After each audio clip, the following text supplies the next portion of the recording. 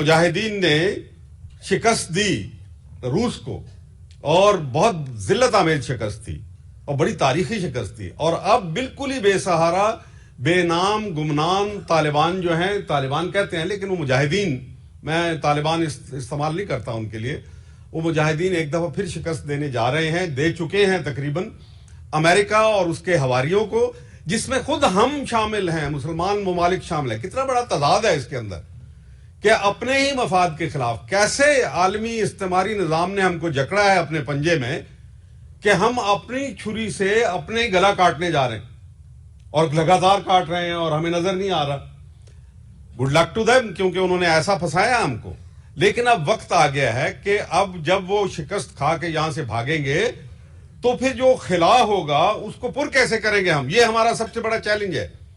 इसके लिए पहली बात यह है अंदरूनी इत्तेहाद और बैरूनी मुदाखलत के खिलाफ जिहाद। और बैरूनी मुदाखलत यह है, उसके बहुत सी जहतें हैं, बहुत सी शक्लें हैं। एक जो बहुत ही वाज़ेह शक्ल है ये कि बैरूनी मुदाखलत दरअसल हमारे ऊपर अपने कठपुतली हुक्मरान मुसल्लत करती है। ये सबसे बदतरीन शक्ल है बैरूनी मुदाखलत की, उनके हमले नहीं हैं। अलबत्ता मैं ये कहूं कि आज के दौर में जो रेमंड डेविस ने हमको आश्कार किया, जिसका जिक्र मैं तो बहुत अरसे से कर रहा था, कि अमेरिका ने पहले ही कह दिया था कि अफगानिस्तान पाकिस्तान एक मैदान जंग है। मैदान जंग एक है लेकिन इसके दो हिस्से हैं। एक के अंदर वो जंग लड़ रहे हैं बराह रास्त, दूसरे के अंदर वो जंग लड़ रहे हैं खुफिया, इनविजिबल वॉर। हम जो रेमंड डेविस है वो इनविजिबल वॉर का एक टिप ऑफ द आइसबर्ग, एक छोटा सा नमूना, एक अलामत आपके सामने आई। अब ये बात खुल गई कि अमेरिका दरअसल हमारे साथ, हम बज़ाहिर उसके तावन कर रहे हैं, उसकी मदद कर रहे हैं, और वो हमारी दहशतगर्दी खत्म करने के लिए हमारी मदद कर रहा है। ये सब झूठ है। ये सब कुछ वो करवा रहे हैं अंदरूनी तौर पे, और हमें एक ऐसी तरफ धकेलना चाहते हैं जब हम नया निजाम ना ला सकें।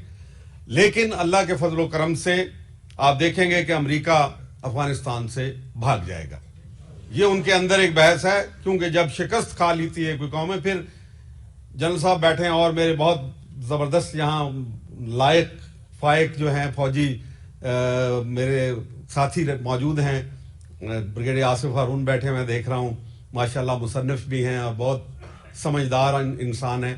वो जानते हैं कि जब आप भागने लगते हैं तो रनिंग फाइट में इन्वॉल्व नहीं हुआ करते। तो अमेरिका के लिए ये लाजवाल एक मिलिट्री लेसन है, एक असूल है कि आप जब भागते हैं तो you cut loose, cut and run. America ने भी यहां से भाग जाना है, लेकिन क्या वो हमें खलफशार की हालत में छोड़ के जाएगा? हमारे पास वक्त बहुत कम है, हम डेवलप नहीं कर सकते नई जिद्दोजहद। हम रियासत वो मक्का के दौर में नहीं, अब वहां मदीना के दौर में है, बल्कि उसके भी आखिरी दौर के अंदर है, जहां हमारी जिद्दोजहद को आखिरी एक मंजिल तक पहुंचना है। चुनाचे ये ख्वाहिश तो बैरूनी जो सर्वे के इदारे हैं, प्यू ऑर्गेनाइजेशन आपने सुनी होगी, उसने किया, फिर कुछ लोगों ने यहां पे सर्वे किए। मेजॉरिटी ऑफ पाकिस्तानी, बल्कि ओवरवेलमिंग मेजॉरिटी, वो निजाम इस्लाम चाहती है। बहुत अच्छा कहा जन शाहिद ने कि जनाब ये रेफरेंडम करवाएं, कि एक नौबत इस मकाम पे पहुंचे कि हम अपना एक प्रेशर डेवलप करके, और प्रेशर डेवलप उस वक्त होगा कि हम अपनी फिरका वारियतों को छोड़ के, पीछे छोड़ के, फरामोश करके, चलो अगर हमने लड़ना ही है तो बाद में लड़ते रहेंगे, ये जंगें हमारी जारी रह सकती हैं, 1400 साल से जारी हैं, मजीद जारी रह सकती हैं, लेकिन ये वक्त नहीं है। You have to cap it now. इसके ऊपर ढकना लगा दे और कहें अभी पहली हमारी तरजीह ये है कि हमने एक नए निजाम को लाना है, हमें मौका मिल रहा है, बहुत बड़ा मौका मिल रहा है। जब इस्तेमार शिकस्त खुर्दा होगा, ये बाद में मट्टी चाट के फिर जिंदा भी हो सकता है, लेकिन ये एक थोड़ा सा हमें अपॉर्चुनिटी, विंडो ऑफ अपॉर्चुनिटी मिल रही है, जिसके अंदर हम पाकिस्तान के अंदर एक निजाम कायम कर दें। और हमारी जद्दोजहद तो बहुत आगे जा चुकी है, यानी हम आईनी तौर पे कमिटेड हैं टू इस्लामाइजेशन, अल्लाह की हुक्मरानी, लेकिन आइन के अंदर बहुत तजादात हैं। एक तरफ अल्लाह की हुक्मरानी की बात करते हैं, दूसरी तरफ हम पार्टी निजाम को इजाजत देते हैं राइट ऑफ एसोसिएशन आर्टिकल 17 के नीचे। تیسری طرف ہم کہتے ہیں کہ زرداری صاحب کو جو استثناء حاصل ہے، گورنروں کو بھی استثناء حاصل ہے. یہ کیا مذاق ہے ہمارے ساتھ؟ یہ تضاد، یہ کانٹرڈکشن ہم کو ختم کرنے ہوں گے. اگر ہم نے دیکھ لیا کہ پارلیمنٹری الیکشن اور الیکٹرل پروسیس سے یہ ختم نہیں ہو سکتا، تو پھر دوسرا جس کو میں نرم انقلاب کا نام دیتا ہوں، اس نرم انقلاب کے لیے یعنی آپ بازو میں بازو ڈال کے سڑکوں پہ نکلیں، بازار میں نکلیں، بالخصوص نوجوان نسل اپنا ہدف بنا لے کہ ہم نے اپنے آئین کے اندر کانٹرڈکشن ختم کروا کے اور اس کے بعد ہم رول آف لا کی بات کریں گے. اکرام چودھری صاحب کہہ رہے ہیں رول آف لا، وچ لا؟ جب 11 اگست کو قائد اعظم نے، جس کی سپیچ کا بہت کیا جاتا ہے، وہ سیکولر سپیچ تھی، تو میں نے قائد اعظم نے کہا تھا کہ پاکستان کے اندر قانون کی نظر میں سب لوگ برابر ہوں گے. میں نے سوال اٹھایا کہ قائد اعظم کی نظر میں کیا اینگلو سیکسن لا تھا یا اسلامک لا تھا؟ جو انسان ساری عمر یہ کہتا رہا اسلام اسلام اسلام کی بات کرتا رہا، تو ان کا مطلب تھا کہ اسلام کے قانون کی نظر میں سب لوگ برابر ہوں گے، ان کو حقوق یکساں میسر ہوں گے. یہ بات تھی جو قائد نے کی تھی، جس کو اٹھا کے ہمارے سیکولرسٹ دوست جو ہیں وہ عجیب و غریب باتیں کرتے رہتے ہیں.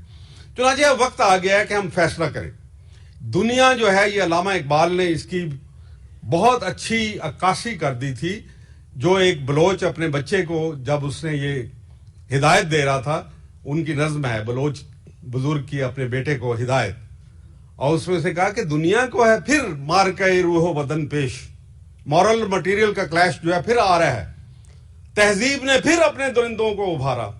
یہ تہذیب کے نام کے اوپر جو جارج بش اور دوسرے لوگ اور ٹونی بلیئر جو انہوں نے کھیل کھیلا ہے اور کھیل رہے ہیں ابھی بھی مسلم ممالک کے اندر، اور مسلم ممالک کھڑے ہوئے ہیں ایسے جیسے بکرے قطار میں کھڑے ہوتے ہیں. ایک بکرا ذبح ہوتا ہے، پھر اس کے بعد دوسرا ذبح ہوتا ہے، تیسرا ذبح ہوتا ہے، احتجاج ہی نہیں کرتے. عرب لیگ نے اٹھا کے ابھی کل ہی کہہ دیا کہ یہ جائز ہے جو کچھ کر رہے ہیں. غضب خدا کا، نہ OIC کی میٹنگ بلا رہے ہیں، نہ آپ گلف کوآپریشن کونسل کی میٹنگ بنا رہے ہیں. آپ کس قسم کی ملت ہیں؟ آپ کی ملت کی طاقت کو ابھاریں اور پھر دیکھیں کہ کیا ہوتا ہے.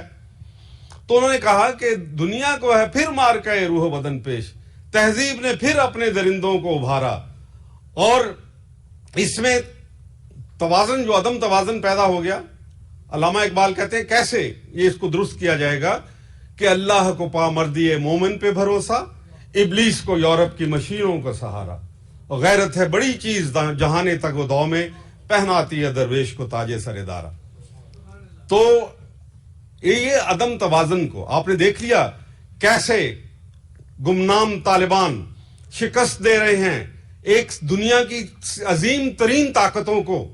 تاریخ میں اتنی economic power, military power, political power آج تک پیدا نہیں ہوئی، اس لیے کہ امبیلنس جو ہے، جو وہ جذبہ جہاد سے، آپ جہاد کے جذبے کو بیدار کر کے، ہم نے اپنا دفاعی جہاد لڑنا ہے، اپنے حقوق کے لیے لڑنا ہے، انسانیت کے لڑنے، صرف اپنے لیے نہیں لڑنا.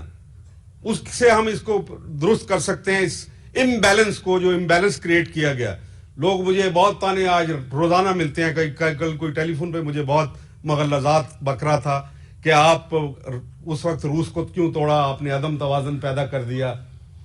تو عدم توازن تو یہ دو شیطان تھے، ایک کو گرایا، دوسرا گر رہا ہے، انشاءاللہ گر جائے گا، اور اب پھر آپ اسلام کو داخل ہونے کا وقت آئے گا. لیکن اس کے لیے جناب پرامن جدوجہد کی ضرورت ہے، اور جدوجہد کے لیے نوجوان ہی کر سکتے ہیں. ہمارے نوجوان جو ہیں وہ بیدار ہو رہے ہیں الحمدللہ. وہ ضرور اپنی اسٹرگل کو مربوط کریں گے اور آگے بڑھیں گے، لیکن ایسا نہ ہو کہ ہم خلفشار کا نشانہ بن جائیں، کوئی اس ریولوشن کو ہائی جیک کر لے. باتیں پہلے ہی ہو رہی ہیں، ریولوشنری لیڈر پیدا ہونے شروع ہو گئے ہیں، باہر سے بیٹھ کے ہمیں کہہ رہے ہیں کہ انقلاب لاؤ انقلاب لاؤ. وہاں سے آپ تاج برطانیہ کے وفادار ہیں یا ہمارے وفادار ہیں؟ پہلے اس بات کا فیصلہ ہو جائے. تو آپ یہاں پہ ریولوشن کی باتیں کر رہے ہیں، ہم نے البرادائی کو بھی دیکھا وہاں پہ.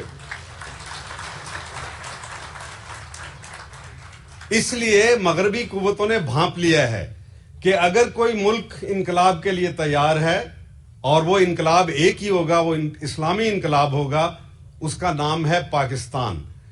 اس لیے اگر نوجوان ابھرے اور کہیں خدا نہ خواستہ غلط راستے پہ چلے گئے تو پھر بڑا مسئلہ بن جائے گا ہمارے لیے. اس کے لیے بہت اچھی تجویز جو میری تو 20 سال